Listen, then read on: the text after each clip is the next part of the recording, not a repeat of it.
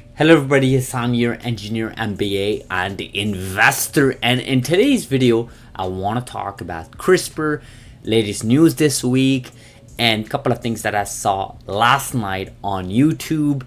Told myself I have to make a video on it on this gloomy Saturday, rainy Saturday. Hopefully wherever you are, it's prettier than here in Toronto. So let's dive right into it. So first I want to talk about this video here. This is an interview between a minister in Saudi Arabia and of course the AI czar, as you call them, from the US administration, David Sachs. And there's this point where the interviewer basically talked about the latest thing that the Saudis have been working on. And I want to play this clip and then comment on it shortly. With CRISPR technology, leveraging generative AI to tackle sickle cell disease, bad cholesterol, have targeted gene therapy, which is remarkable, reducing the cost to treat a patient from $2.2 million to just sub $100,000. Think about the remarkable work that we're doing in agentic AI, helping Aramco energize the... Yeah, so a couple of things here. First of all, this is not the first time this person has mentioned CRISPR, sickle cell disease, 2.2 million. Like, these are obviously things that we have been repeating in this channel many, many years now at this point. And it's just amazing how the minister here actually specifically talks about Casgevy without mentioning Casgevy, of course. 2.2 million. We know that's the price per therapy for Casgevy, which of course tackles sickle cell disease, which they happen to mention here. CRISPR, of course, that's the technology Casgevy uses. And of course, the goal here to reduce from 2.2 million to even lower than that, like maybe tenfold less. That's kind of impressive. Now, this is not the only interview that this person talks about CRISPR. In fact, there's an interview I saw from Stanford. This individual here is on Stanford kind of talking to students, and that was like 2 months ago, just after the new US administration got elected in. And they actually mentioned sickle cell disease and CRISPR a couple of times in that video as well. If you're curious, just type in the person's name here, and that is Abdullah Al-Shwa. I'm not actually sure how you pronounce it, but regardless, that interview there, it's not really an interview, it's more like a speech he's giving to students, and it's kind of refreshing to see. Now, I kind of always said this here in this channel. I think CRISPR is here to stay. I think CRISPR has a place in humanity. For the first time ever, we have a way to have a functional cure for many diseases, not just rare diseases, many, many diseases. In fact, I was listening to a podcast episode between Ark Invest, and Brett from Ark Invest was talking there, and there was a gentleman in the, I think it was like the biomedical field of detection of diseases and so on, and they were obviously talking about a bunch of things there about AI and everything that it can do to reduce cost. But at some point, Brett actually talks about how some CRISPR companies, specifically Beam Therapeutics, are working on a functional cure for something that affects hundreds of thousands of Americans. And that's the next stat actually is the one that kind of got my attention while I was listening to that podcast yesterday evening.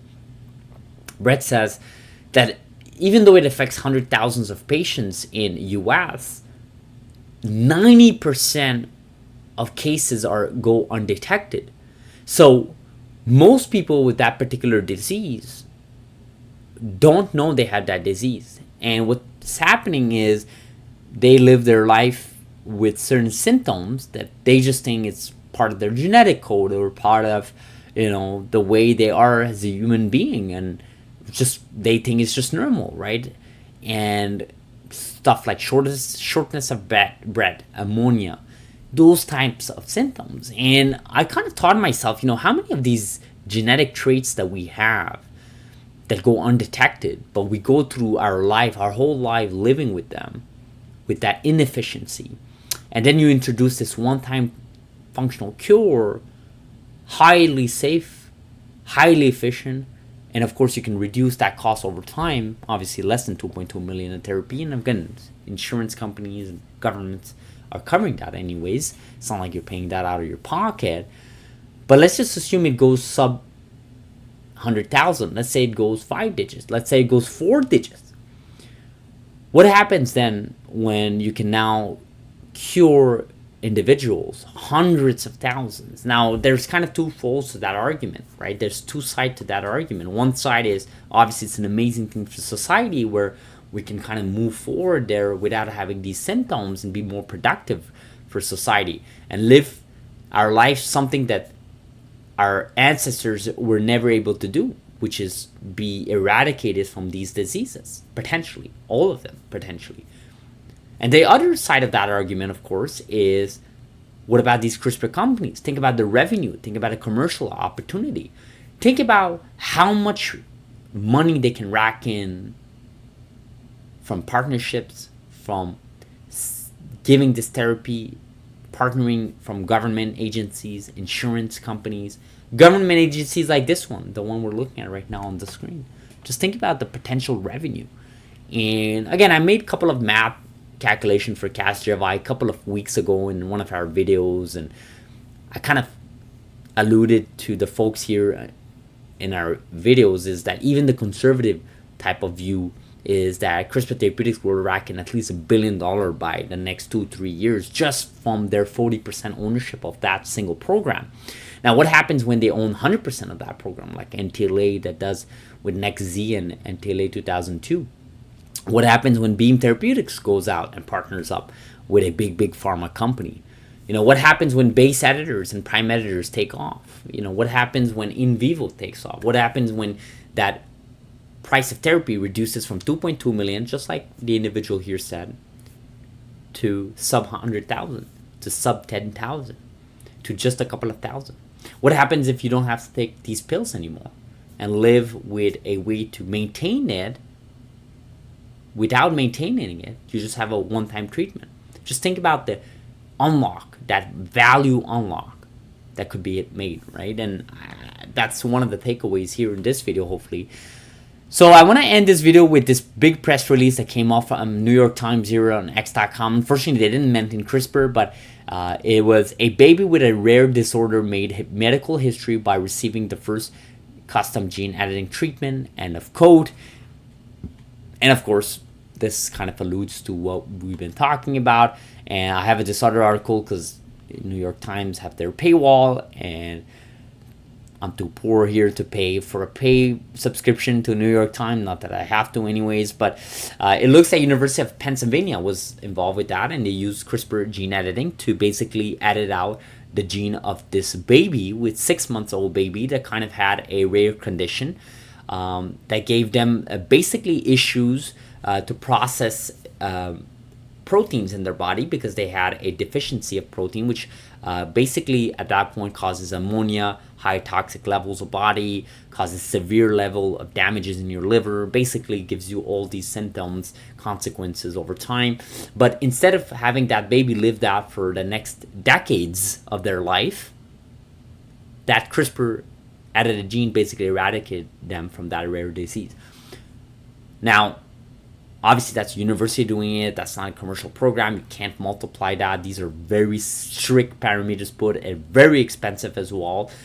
That's the whole point of the university taking that under their wing. But just think about the potential here, guys. I want you guys to think about that. I think, like I said in many couple of videos ago, CRISPR is not going to go away. Now, the stock price have not reflected the progress of CRISPR. All these news we've seen the last 3 years and a half, 4 years, yet CRISPR's been declining price-wise or just trading sideways in all these CRISPR companies, whether that's CRISPR Therapeutics, NTLA, Beam, Prime. Just think about where we are today compared to 4 years ago, and think about where we can be in the next 4 years. And just think about once we enter this bull market, what's going to happen to these CRISPR companies. And some of these companies have cash runway to last until even 2028, assuming they don't raise a single dollar through partnerships or through the public market. That's about 30 years runaway. Think about what can be done from the US administration to unlock that value, to let these companies get to the market sooner, less cost, reduce that cost per therapy. You know, I have to leave you guys with a saying that says we often underestimate the long term of technology, but we overestimate the short term. Or I think it's the opposite actually, is we, well, in the sentence, which is we often overestimate the short term, but we underestimate the long term. And short term, I don't think you're gonna see crazy price action from CRISPR. Look, I would love to it. I think most of our audience would love to do that, but we have to stay realistic. I think this is gonna go off a little bit, a couple of months, maybe a year. But eventually, long term, eventually, I think these CRISPR companies will experience a parabolic growth as you see more of these individuals coming on stage talking about CRISPR. You know, AI was not a big thing in 20. It's not like AI just came in 2023 when ChatGPT moment came out and then everybody's talking about AI. I remember in university in 2011, we were talking about AI. And I remember I was talking to the professor in 2011, 2012, and they were telling me that they were working on AI since the early 2000s. Okay? Things take time to play out. Okay? Now, I'm not saying it's going to take 15, 20 years for CRISPR to play out, but things do take time to play out. I want you guys to remember that saying, right? We often underestimate the long-term impact of a technology. And yeah, I mean, that's pretty much it. I wanted to cover a couple of news here. There's other news that happened as well with prime editors. New research came out with prime editors, which kind of gave a lot of traction in the public markets for prime medicine, but that's maybe for another video. So guys, I wanted to cover here again the video from the Saudi minister because it's kind of definitely relevant to Casgevy and CRISPR as a whole. Talk about, of course, the New York Times article and, of course, other media covering it with the gene-edited baby and really talking about this long-term, underestimated long-term impact of CRISPR from the public markets, from the general public. We're just so early in this space. I'm so excited. And let me know in the comments. What do you guys think? Do you guys think I'm off? What do you guys think about this week? Let me know, guys. I'll try to make a video tomorrow. I am on the road here in Montreal. Gonna stay there for almost a week. A couple of days, actually. 5 days. So I'll see you guys in the next video. Have a beautiful Saturday, folks. Thank you so much.